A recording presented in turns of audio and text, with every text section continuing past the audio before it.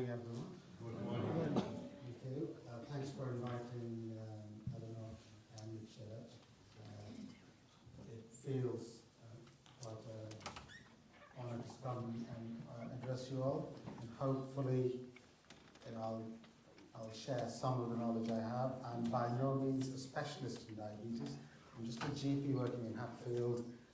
In fact, my GP life actually started in Bentley. I trained in Bentley surgery about 18 years ago.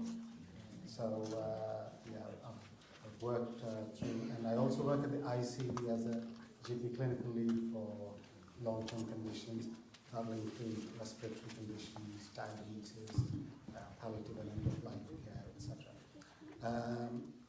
So, I already see that you're sort of well covered with advice required for diabetes, nutrition and exercise, the two main things even before diabetes sets in. So we'll just go through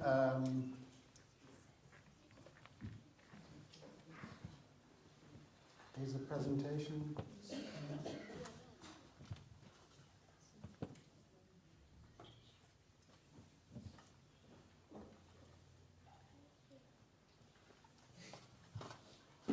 Thank you. So what is diabetes? We'll try and cover a few things today. As I said, I'm by no means a specialist, but I see diabetes day in and day out, work with nurses, see patients right from their sort of diagnosis through their journey, and look after them and hopefully prevent any complications, but also look after complications that they develop through their journey with diabetes. So how many types are there? There's actually too many, too many for us to understand. But there's two main types of diabetes. We'll just go through that. And who gets it, what are the risk factors, how can we control it, how to recognize it when you just first get it, what makes you think, oh, could this be diabetes, should I see someone, or can we actually prevent it from coming, and if unfortunately you're diagnosed, how to manage it, how to sort of keep up with it, and to be aware of what's available to help you sort of manage it better. And also how technology nowadays can help you achieve that. So that's me. I hope this video works. I actually was telling Eleanor earlier that I thought I had a presentation, which I'll use today, but it wasn't the right presentation, so I made it all this morning, so bear with me. I hope this video works. This is an embedded video, so... In this film, we're going to explain how your body processes the food you eat in order to provide your body cells with the energy they need. And also what happens when you have diabetes and this system doesn't work properly. When you eat food that contains carbohydrates, it's broken down in the stomach and digestive system into glucose, the type of sugar.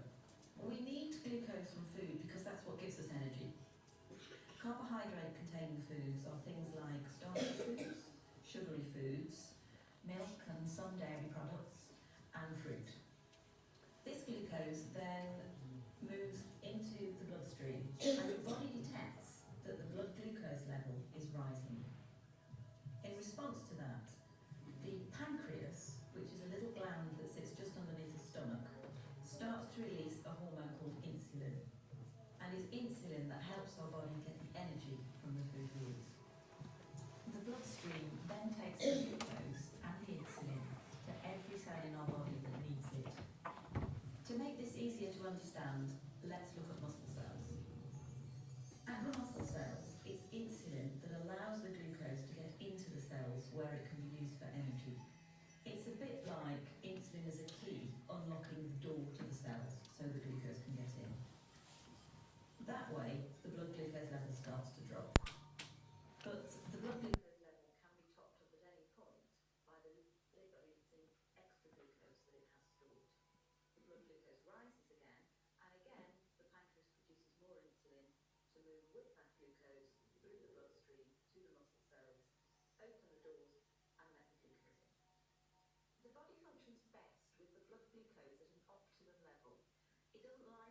the blood glucose rises too high. Normally, there's a cycle within the body which balances out the glucose and the insulin level, and this is achieved by the food you eat, the pancreas, and the liver. However, in some people, the system doesn't work properly and they develop diabetes. There are two main types of diabetes, type 1 and type 2. In type 1 diabetes, the body isn't making any insulin at all. This is because of an autoimmune response, whereby the body has destroyed the insulin-producing cells in the pancreas. We don't entirely know why that happens in some people and not in others. Type 1 diabetes accounts for about 10% of all cases. It's most often found in the under 40s, and it's by far the most common type of diabetes found in childhood. In type 1 diabetes, the carbohydrate-containing food is broken down into glucose as normal. That glucose then moves into the bloodstream.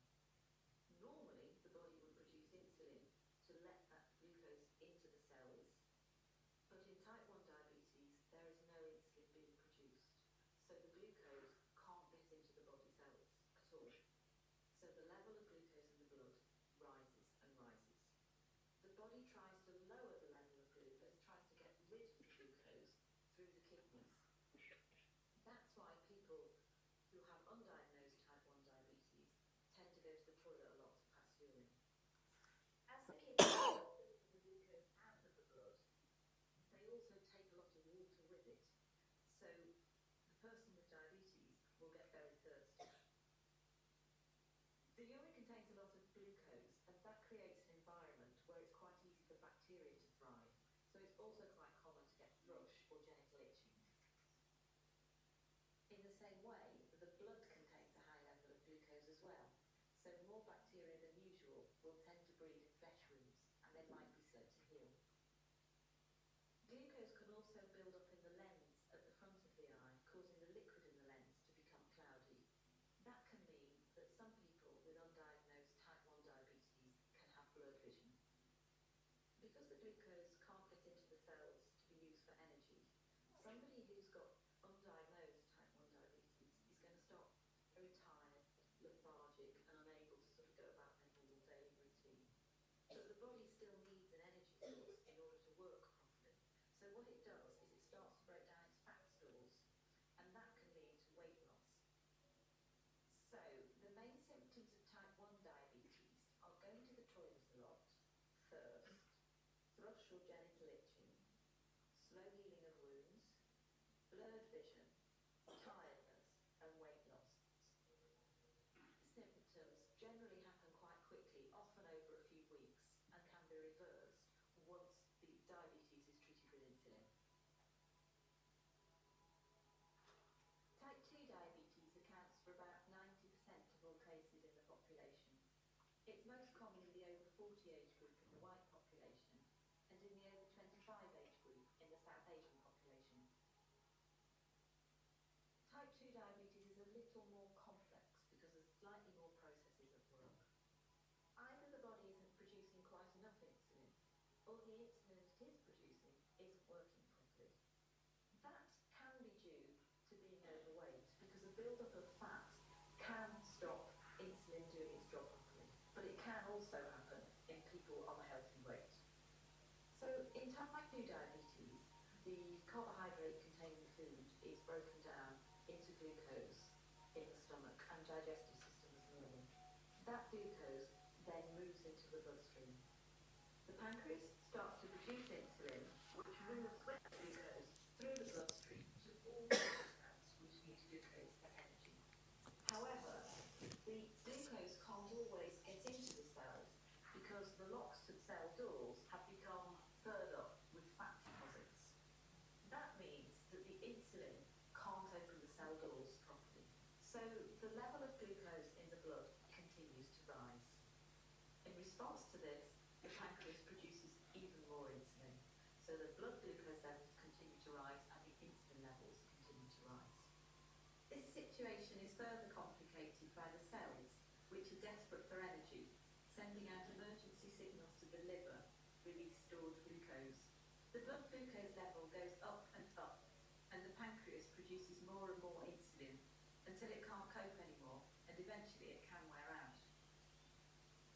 As with type 1 diabetes, the symptoms of type 2 diabetes are going to the toilet a lot, thirst, thrush or genital itching, slow healing of wounds, blurred vision, tiredness, and weight loss in some people.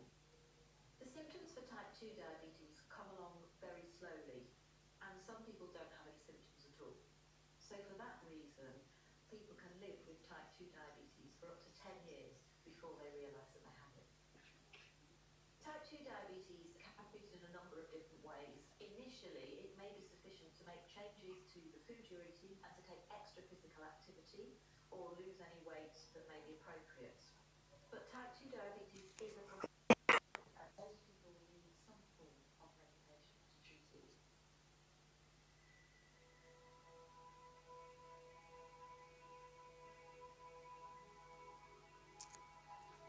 Right.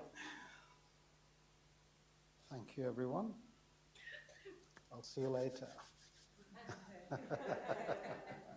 That would have been easy, isn't it? So yeah, that was a very convenient video. I was just trying to put up slides together and thought, how do I was trying to find little kind of graphics here, there to explain things. And I just typed in Google and this came up. I was like, oh, this is exactly what I want. Anyway, so just to summarize what we just saw, basically type 1 and type 2, the main difference is in type 1, there's no insulin to work. In type 2, there might be insulin there, but then they're not working to its full potential, or some other factors are actually preventing it to work, and then eventually it'll burn out and might not stop producing insulin. So in both cases, insulin is required to reduce the blood glucose to a certain optimal level within which all our body cells, organs work efficiently. If not, they'll be overworked or strained and eventually give up.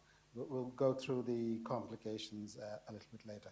So the main differences are type 1, it may appear or present quite quickly. People get poorly very quickly at a younger age. And type 2 diabetes, as I said earlier, it can take up to 10 years before you realize that you have type 2 diabetes. And type 1's mostly younger adults and children, and type 2 is in adults. Usually lean to normal individuals, you see type 1 diabetes, but those with type 2 diabetes are often obese. Diabetic ketoacidosis, that's one of the complications, and that is particularly typical for type 1 diabetes. And it's very rare to happen in type 2 diabetes. And we spoke about insulin and the prevalence in the video earlier. Are there any other types of diabetes? I was saying earlier that there's quite a few other types of diabetes, which are mostly academic, but there's about 2 or 3 others that it's worth mentioning. There's something called as gestational diabetes. Some ladies during their pregnancy become diabetic because of the hormonal changes within the body that affects the insulin's working as well. And hence their glucose keeps going up and they find to be diabetic. They might need either medication or insulin injections during the pregnancy. And usually that resolves after the birth of the child, but they are always at risk to develop diabetes in the rest of their life. So if you have gestational diabetes, your doctor should really put you on a register to actually call you every year to check blood tests and make sure that you're not turning into diabetic.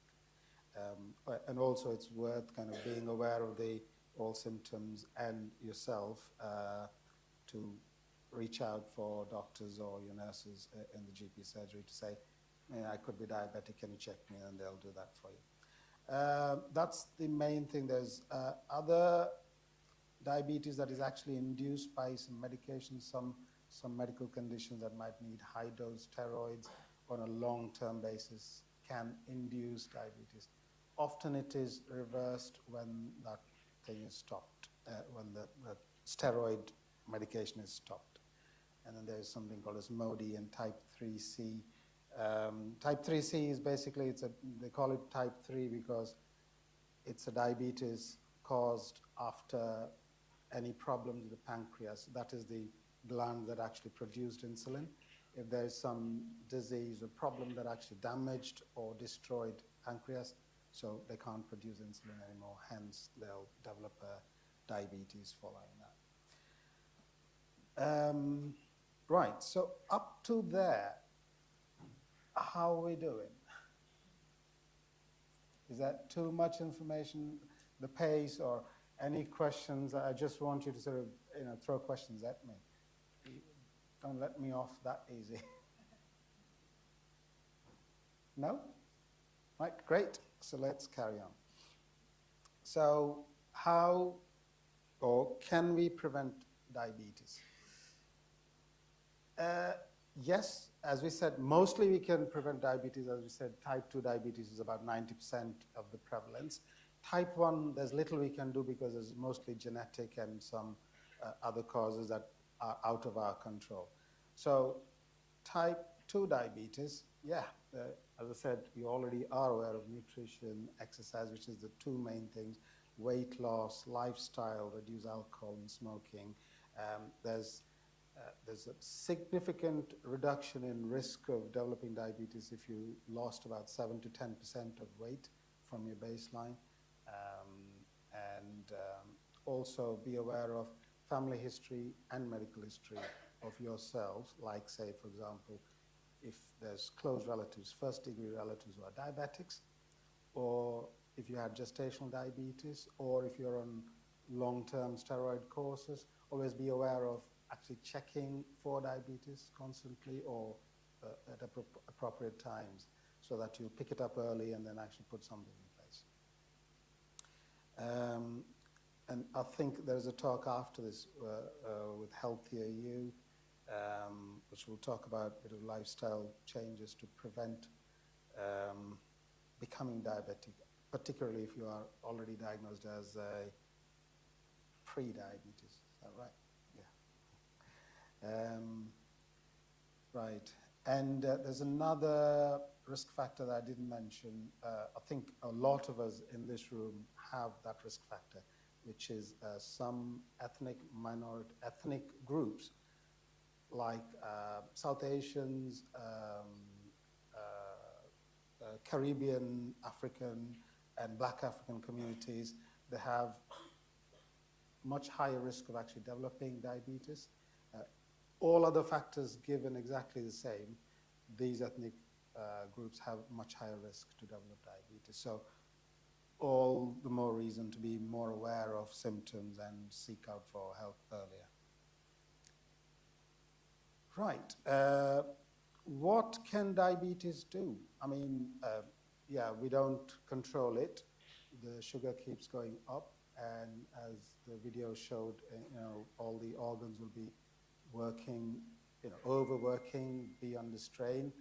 So glucose is required virtually by every cell of the body. So that means every organ of our body can be affected by uncontrolled diabetes.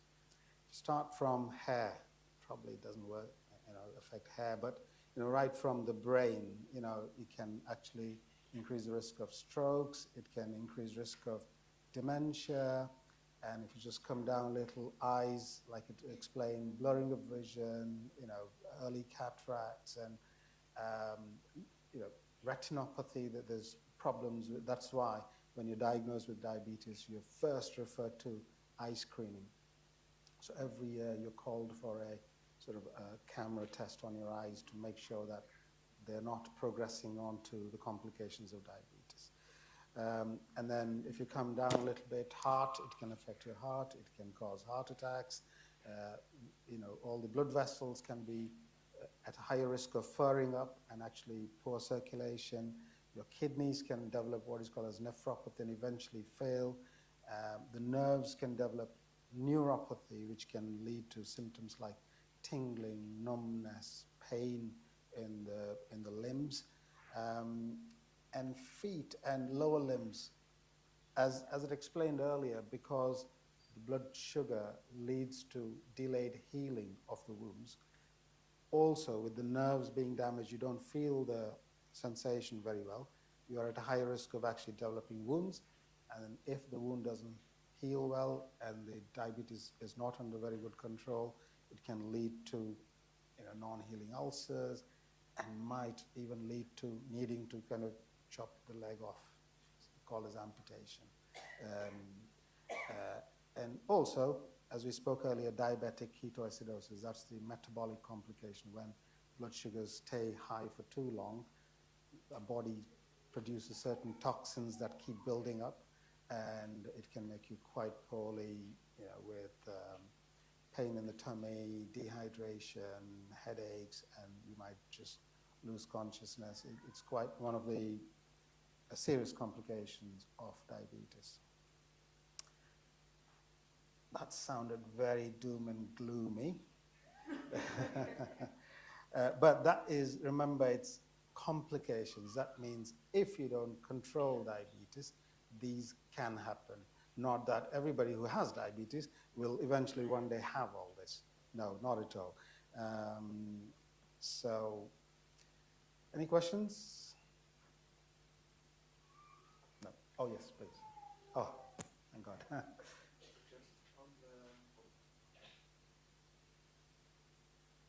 Yeah, there's too many mics. Yeah, this one. 1 2 1. Hello. 1 2 1 2. Just on the drug-induced one, as a long-term steroid user myself, is it specific which types, as in tablets, yes, yada yada? Yeah, it depends on,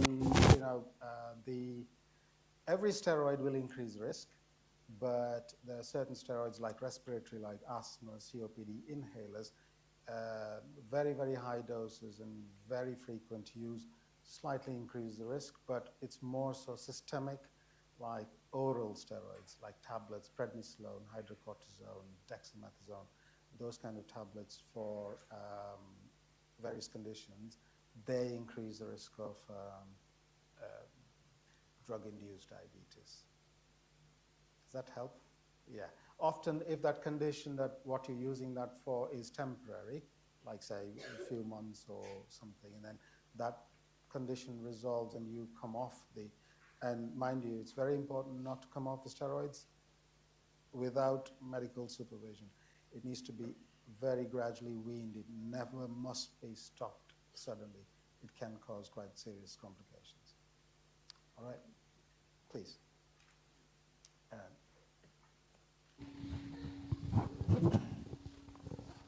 You mentioned that this is high in mainly ethnic minorities, right? So is this something that Ethnic can be... minorities in UK. In the UK, we yeah. are not ethnic minorities in our own sort of... Oh, yes, yes. Yeah. So is this something that can be routinely checked at the doctor for somebody who feels normally fine? Because there's some people who haven't been to the doctor for a few years. So is there something in place that people can go in and check in like every year or every 2 years? Or is this something that you have to actually feel faint first? No, the increase of the risk due to your ethnic background is not that high to actually put you on a regular routine monitoring. However, like any treatments or management, your threshold to do that reduces a little bit.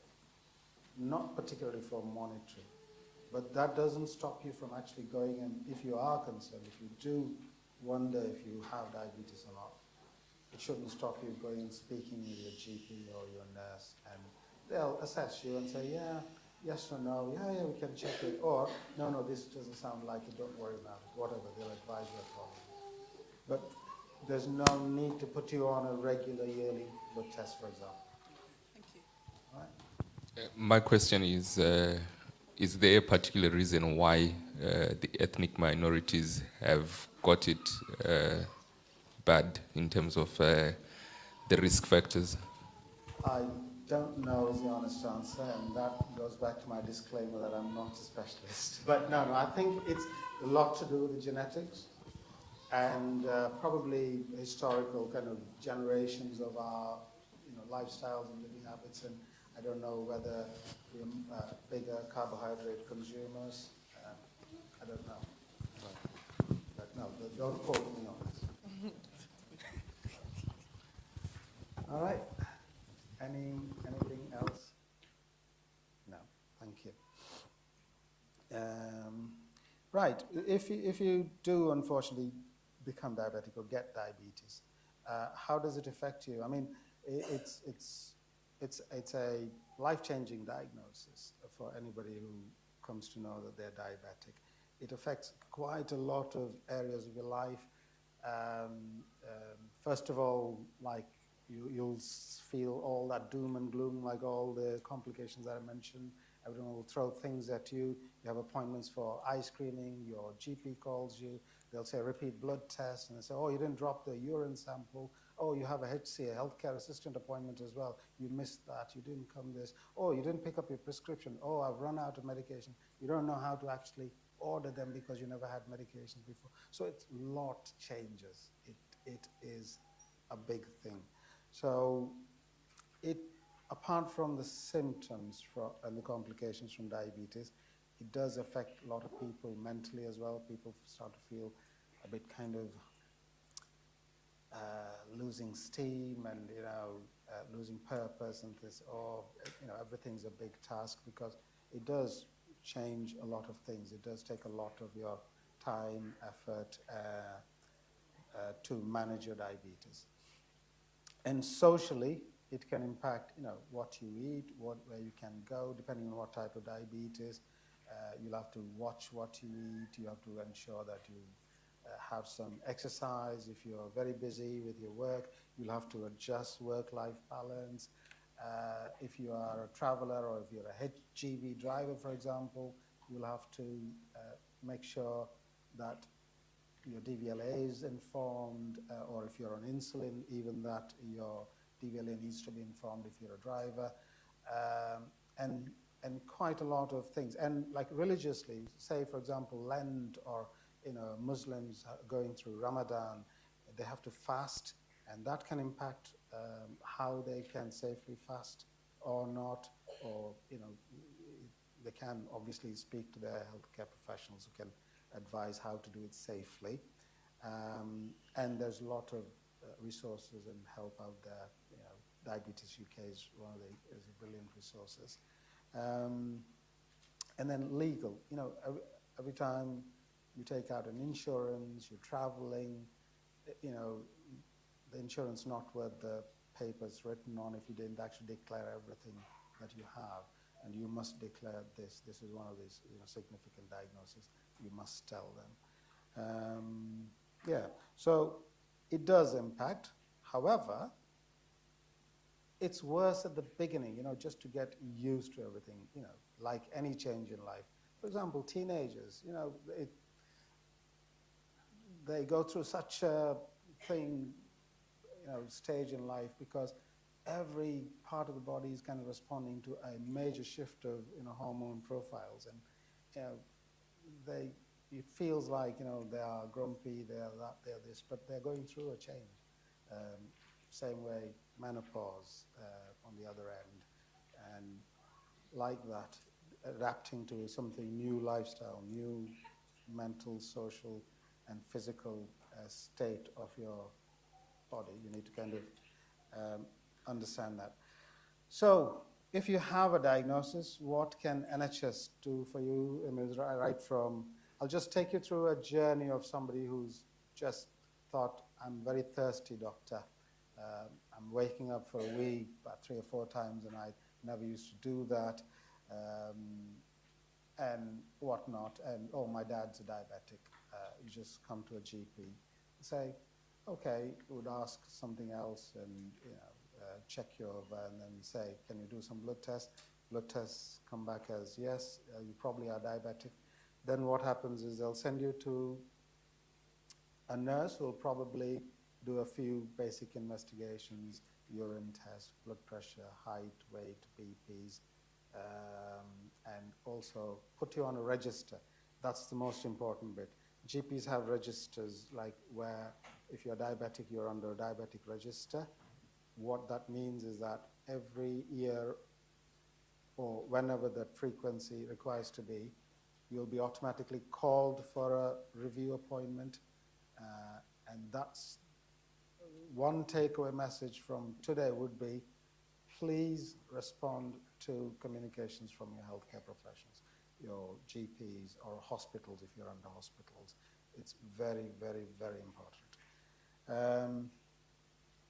So the diagnosis could be made in A&E if you were poorly and then end up in A&E, and then they incidentally find that your blood glucose is high, or if while you're in a hospital, inpatient, etc. So once all that, if you put on the register, then they'll refer you to some structured education programs, and also refer you for eye screening, and then probably start you on a medication, usually oral tablets depending on which type of diabetes you are. And then they'll have initial follow-ups, usually a bit more frequent than later. And then once you are stabilized with all the medications, then they'll put you on a yearly recall if everything goes fine. So that is what happens if you are diagnosed with diabetes. Now, there's something called as pre-diabetes. You asked, do we need to monitor earlier, or if you actually find out that, I don't know if I'm diabetic, that's enough to actually check once and say, yeah, you are at high risk, let's check you. And then if you're not quite diabetic, but you're heading that way. If anyone's interested in numbers, just tell me. The blood glucose levels there's two types that we check. One is like the finger prick test or spot glucose test, where it tells you what the glucose levels are at that point, at that second when you take the blood out. There's another one called as glycated hemoglobin, which is basically HbA1c, you must have heard of it. That is almost like an average of last 3 months of these blood glucose, spot blood glucoses, and then that is a bit more reliable way of monitoring, because spot glucose can go up and down depending on how long you've eaten before or not eaten, or what you've eaten, etc. So HbA1c up to 41 is considered non-diabetic. Between 41 and 48 is the pre-diabetes. What does pre-diabetes mean is you're not diabetic yet, which means you don't need medication yet to actually treat your diabetes, but the process has started. All your organs, eyes, brain, heart, nerves, vessels are starting to feel the effect of a higher blood glucose. So although you don't need medication, the recommendation is you do everything as if you are a diabetic. And in fact, a bit more if you want to reverse it back to non-diabetic. So you are pre-diabetic. There's a non-diabetic, there's a bit of a pre-diabetes, and this is diabetes. So if you're in this, you can actually come back and become non-diabetic. So that is the importance of pre-diabetes. Anything else you want to ask on pre-diabetes? Because that is a big cohort of groups which we can actually prevent becoming diabetic if we put the right efforts in the right place. Now, I think the next speaker is going to talk to you a lot more about it as well. So, right, after all this, can you live normally with diabetes? And it's a big absolute yes. You can. You just have to follow those follow-ups, take the medication regularly, have a routine, regular exercise, watch what you eat. It's not like you must not eat some things forever and never, ever again. It's that you got to be conscious of what you eat. You can have treats.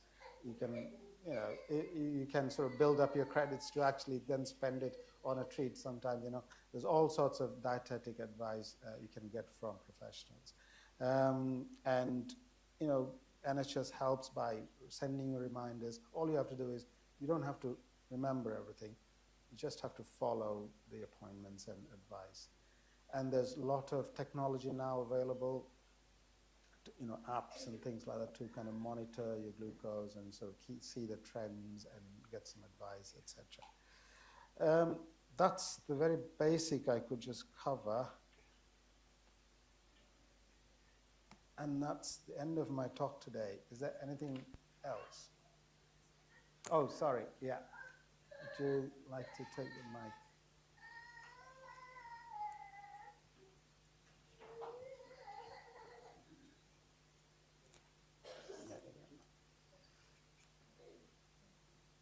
Is it on? Yeah. Okay. My question is about metformin.